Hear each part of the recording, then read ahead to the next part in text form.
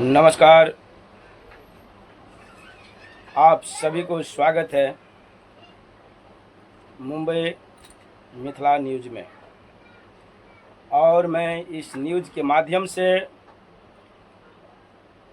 आप सभी तक यह वीडियो पहुंचाना चाहता हूं। वीडियो अगर जो अच्छी लगे प्लीज़ सपोर्ट कीजिए, शेयर कीजिए, कमेंट कीजिए। बात मैं बताने जा रहा हूं बिहार विधानसभा चुनाव की। जिस चुनाव में बिहार की अगर कोई भी डिस्ट्रिक्ट, कोई भी जिला अगर जो प्रचंड बहुमत दी है वो है मधुबनी और दरभंगा,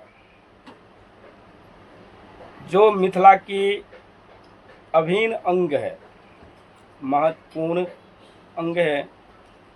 तो मैं इस वीडियो के माध्यम से मैं बिहार सरकार से सीधा मेरा सवाल है कि आप मिथिला और मिथिला वासियों के लिए क्या करेंगे। क्योंकि जब बिहार विधानसभा का जब शपथ समारोह था, हम लोगों ने भी, हमारे मिथिला के करोड़ों मिथिला वासियों ने भी नज़र गड़ा के सिर्फ यही देख रहे थे कि मिथिला से किन्हें बनाया जाएगा मंत्री, और मिथिला को देख रेख, विकास, स्वास्थ्य, शिक्षा, उद्योग, रोजगार का जिम्मेवारी किन के ऊपर दिया जाएगा।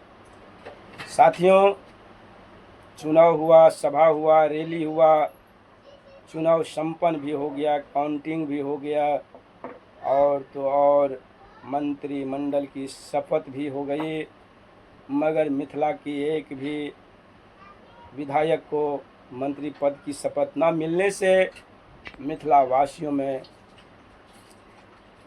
दुख है, आक्रोश है और मायूसी है। मैं इस वीडियो के माध्यम से मैं अपने बिहार सरकार से निम्र निवेदन करता हूं और कहना चाहता हूं कि सर, आप लोग मिथिला के ऊपर ज़्यादा ही ध्यान दीजिए, क्योंकि मिथिला एक ऐसी भूमि है कि मिथिला के भूमि और मिथिला के नाम से पूरा देश विदेशों में उनकी चर्चा है। और इस वीडियो के माध्यम से मैं ये भी बताना चाहता हूँ कि हमारे मिथिला और मिथिला वासियों को कुछ लोगों ने इतनी उजाड़ चुके, जैसे कि धरोहर हो या कोई कारखाना हो, मिल हो, सबको ठप ही नहीं किया कि लगभग नोच के सब उजाड़ चुके।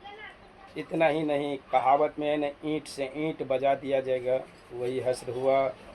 लोहट चीनी मिल को ठप ही नहीं किया गया कि उनको दम मिट्टी खोद के, जो मिट्टी के अंदर जो ईंट पड़ी थी न, उसे भी बेच दिया गया दलालों द्वारा। मैं उस पर नहीं ज़्यादा टिप्पा टिप्पणी करूँगा, क्योंकि लोहट मिल को उजाड़ने में, नोचने में और सत्यानाश करने में किसी एक की हाथ नहीं है। लगभग सभी दलों ने उसे इंजाम पहुंचाने में अपना कसर नहीं छोड़ा, जैसे रयाम मिल, सकरी चीनी मिल, सभी को। लेकिन मैं उसी के साथ साथ मैं बताना चाहता हूं, हमारे मिथिला की कारखाना हो, फैक्ट्री हो, प्लांट हो, उसे भी मजबूत किया जाए। और जैसे कि भवानीपुर उगना महादेव मंदिर, विदेश्वर स्थान, दरभंगा श्यामा माई मंदिर को भी कॉरिडोर बना के उन्हें भी इतनी विशाल बनाया जाए कि वहाँ भी देश विदेशों की श्रद्धालु है, और श्रद्धालु आना भी एक बहुत सफलता होता है। जैसे कि मंदिर, पुजारी, फूल, फल, जैसे कई उधर भी रोजगार से भर जाते हैं।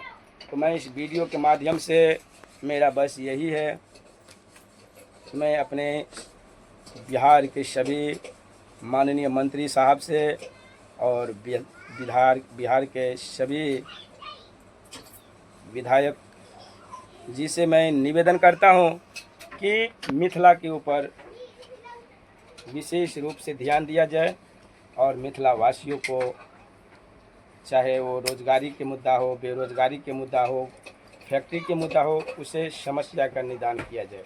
नमस्कार, धन्यवाद।